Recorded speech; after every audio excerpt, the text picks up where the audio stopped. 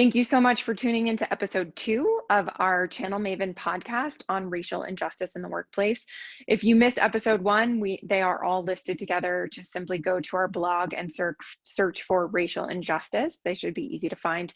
In this episode, Akilah and all of our panelists will talk about opening up a dialogue. So why now is the time for us to be having this conversation? Why it seems almost easier to be having this conversation right now and people are more open to it. So thank you all so much for your openness, for your willingness to contribute and share. And as always, if you need anything, don't hesitate to reach out, heather@channelmavenconsulting.com.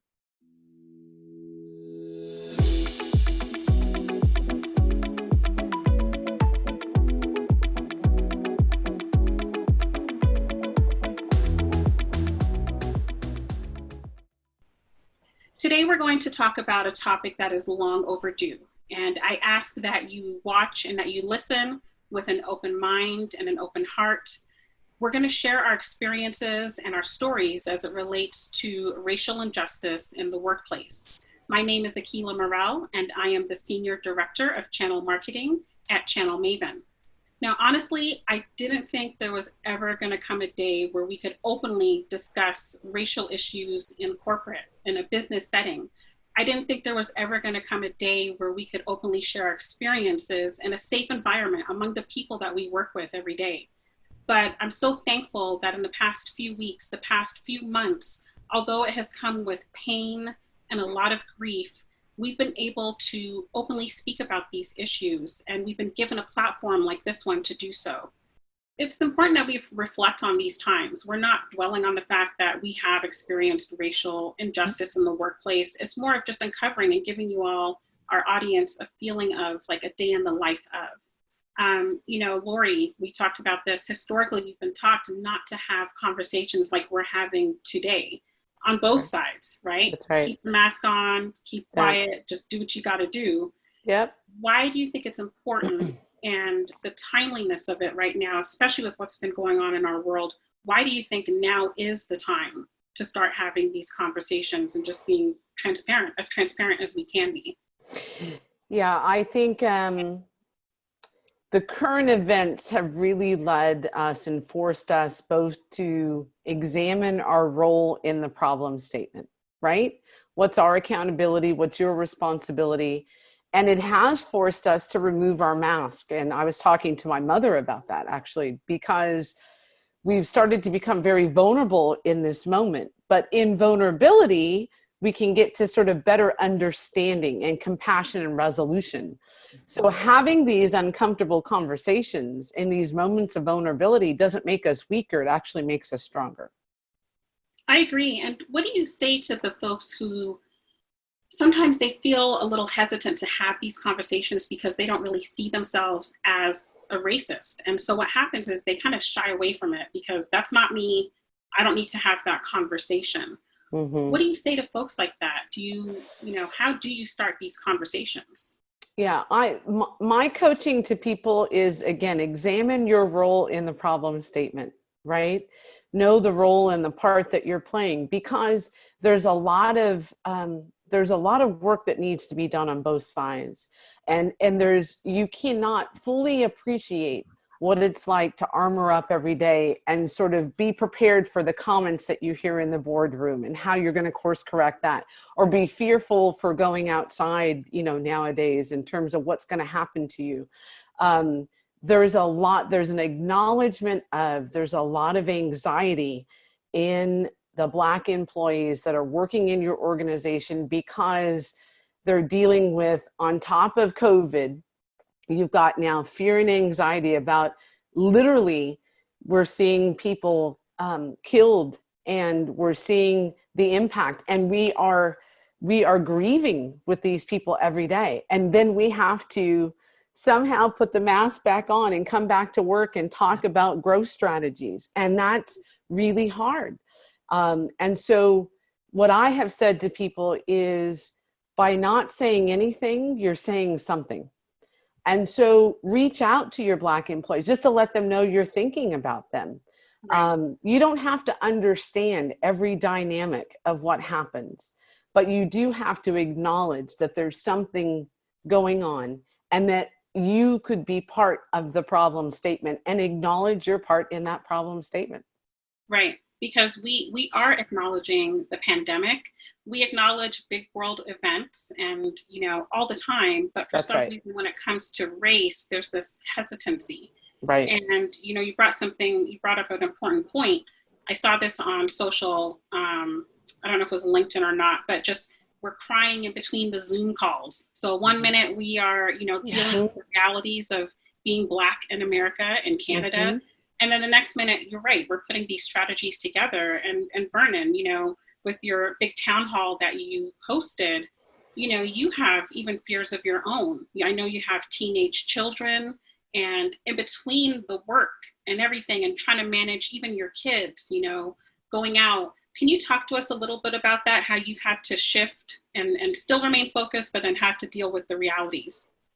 Yeah, oh, sure. It's, first of all, I think I really have the utmost respect for two gentlemen that have been relatively outspoken here in the last few weeks and months. And I think what's interesting is because of the movement, a lot of people are being able to, I would say Black men and women are actually have become much more visible and vocal, which is fantastic. The two I'm referring to is, the first one is Robert Smith, who's head of Vista Partners. Or hey, Robert is, runs a multi-billion-dollar equity fund. And to listen to Robert tell his stories about bias that he encounters. The second is Brian Gumbel, who is producer of Real Sports on HBO and an award-winning journalist, and was the anchor for NBC for years. To hear him talk about the burden of Black people, in fact, I think he called it the Black tax. And so, yeah, let's just do a quick day in the life of Vernon. That again, my mentors, Robert Smith and Brian Gumbels, but when I get up in the morning, I do have to first be mindful of my family. And the kids range from, for me, teenagers to now adults. But for my adult children, and they're lawyers, but to listen to them talk about the fact that they work with law enforcement, and to hear and see what they tell me about the natural bias that happens in their days and their lives, I only hope and pray that I've prepared them in a way to be able to forget the mask. Don't even wear the mask. Stand for who you are, because whether you like it or not, as soon as they walk in, they see a Black woman, a strong Black woman, who is every bit as competent and went some of the greatest law schools that there is. And that's who you are, which is what I tell my daughter and my son. Now, when I grew up, that isn't how I was taught at all. I was told to, almost what I said, which is make sure you get assimilated. Make sure they don't see you. Make sure you blend in. And it wasn't until I read a book at 21 years old called Black Life in Corporate America that I realized, wait a minute, you mean I don't have to look like them? You mean I don't have to dress like them and listen to their music and eat certain food? I could be myself and still be successful? Well, that's awesome. I tried that, and and needless to say, I encountered some adversity, right? But I tell my kids, stay true to who you are, right? And keep faith close, because you're gonna need that. But that's how you got to get through it. One other story: in Denver, Colorado, there was during the peak of the protest, they instituted curfews, and my 15-year-old, good for him, went out to play a little sports, and the curfew was at 8 o'clock, and at 7:30 he hadn't come home yet. The sun's still up, it's summertime. And without my wife and I saying a word, we jumped in two separate vehicles and drove to look for our son. Now, why would that be? I told that story to my town hall, and the people who are not Black and brown, some with tears, were so upset to hear that a guy that they know as the senior leader at the corporation is worried about their children being accosted by the police and possibly killed because they were out innocently playing a sports game. They were so surprised to hear that even myself, and I get pulled over for whatever, not that I have any tickets or anything, But when pulled over, both hands are extended out the car, and I make sure that I make it home to my family, because I worry about not making it home to my family right? And it doesn't have anything to do with how much education I have, how much money there is, or whatever I earn. You just know that there's a high percentage that I may either get killed, put in jail, or have a family without a father. And that's how I get up in the morning thinking, unfortunately. Now, this is back to putting a mask on. I'm expected to come to work. I'm expected to work my customers. And that has to go behind me and be invisible. But trust me, it's with me every day. Mm-hmm. Absolutely. Yeah. I love it. Go ahead, Lori. No, I was going to say, well, I want to tell you that Robert is also one of my favorite people. We're part of the Vista company, and he's just been an inspiration. So I'd love to hear that. Yeah. And I'll tell you, there's a lot of anxiety that happens with Black women that are supporting their families. Like my husband loves to go and jog, and I just said, yeah, that's out. Like and so now he's like a 6-year-old running around in circles because I'm worried about him running in neighborhoods. Absolutely. My nephew, I said to him, if you get pulled over, just call me. Let's just make sure that we're videoing something. And about 2 weeks ago, he got pulled over. And the reason that he got pulled over was because he was following the car in front of him too closely. And so here I am on a work call. My nephew calls me. I pause the work call. I'll be right back. I know that this has to be important. I'm on the call. He's now on video getting pulled over. And now I'm having to deal with, I'm either going to witness him dying right now, or I'm going to have to say something that is compelling to this officer to ensure that my nephew can get home to his family, his wife, and his daughter. And so I did. And I know that I'm a much more acceptable face. So I understand the role that I have to play in that, and that's okay. But we got through that. He got back in his car. I'm crying, he's crying, and I have to get back on this work call again because, I have stuff I got to do. I have a job I have to do. But that's the stuff that people don't see behind the scenes, Vernon. So I love your stories, and thank you for sharing them. Yes. Laura, I'm glad you said that, because I'll stop killing you. Please take over. But No. Go ahead. My wife, Lori, has your complexion. She's mixed with Japanese and Lumbee Indian. And this is terrible. We sometimes send my wife in first. Yeah. To get a good seat at the restaurant. That's right. I mean, really? Or to pick up the food, because there's far less chance that somebody will spit in your food or put hair in it if I go in. Yes. I know. I've been doing it a long time. Okay.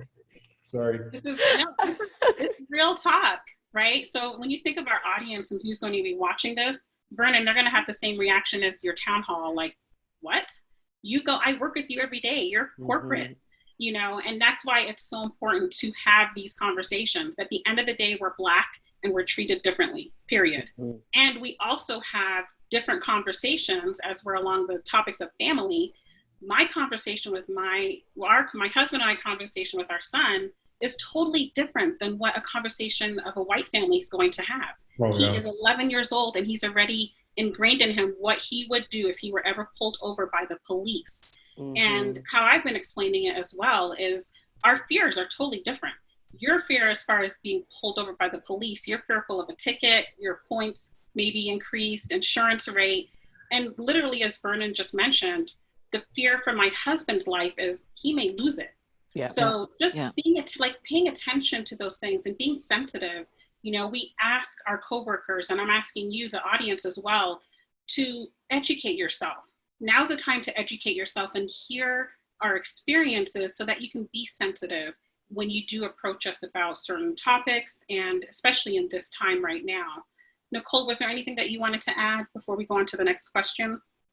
No, it's just you hear of all this stuff happening in the States, and a lot of my Canadian coworkers, friends, colleagues, they have said to me on numerous occasions, "Oh, you are so lucky you're not in the States, because none of that happens here." Like, it's funny how there's this concept that Canadians, there's no racism, we're very friendly amongst everybody, and it's totally not the case. I actually am married to a white guy, and it's the exact opposite of you, Lori. Like if we're going to look at houses, if we're going to go to a restaurant, it's always Mike goes in, Mike takes care of it, and then Nicole comes in, and it's just the way it has to be. And it's just until you live that, until you experience it, you're never going to know. I have conversations with friends who I'll be their first Black friend, and they're asking me questions. They're like, "Oh, I had no idea." It's really hard. It is hard. Or I've had people say to me, "So, can you sing a little? Do you play basketball? What is it that you do?" And it's like, I'm in marketing. I'm good at it. That's what I do. So. Yeah, it doesn't matter where you are. It's a fight that all Black people, I think, globally are experiencing. And I think this, as you've all mentioned before, just want to echo that this is a great conversation to open up to help expand people's knowledge in this area. So right, and it is very global, as we can see in the media. I mean, this is a global. Yep. We are all at the same point right now where we're just like, let's end the madness. Let's have these conversations, and let's all be part of this solution going forward. We're not going to experience growth without it. So Nicole, let me ask you this, kind of coming back to the workplace, back to corporate. Why is it important to see you represented in management? And then how is that tied to engagement? I have never worked in an organization where I saw a Black person in the C-suite. Vernon, I'm so excited to have met you. Lori, great to meet you as well, because thank you. Hallelujah. Seriously. I would love to see more of that. I'm in mid-management. I want to move up. I want to see more people so I can think, yeah, I can do that. So less people are coming to me saying, "Hey, can you sing a little song for me?" No, you know what? There's more people that are in business that are high up, and I want to aspire to be somebody like that. And it's seeing those people and sharing that with my daughter, with my son, with the future generations, that this is something that you can do. You are not typecast into a certain segment, but you can be or do anything that you want to do. It's so important to me. And then with regards to work and how to kind of get around that, it is every time I see an opportunity where there is a upper management level position, and I know a Black candidate that would be this would be a great opportunity for them, I am always making sure that I forward that opportunity to them. I want to see more of us succeed. The more of us that do succeed, the better for all of us, this community, and we're going to bring everybody along. Thank you so much for tuning into that episode. I know some of these things are hard to hear, and I have said that multiple times in this series already. We so appreciate your contribution, your caring, and your willingness to share.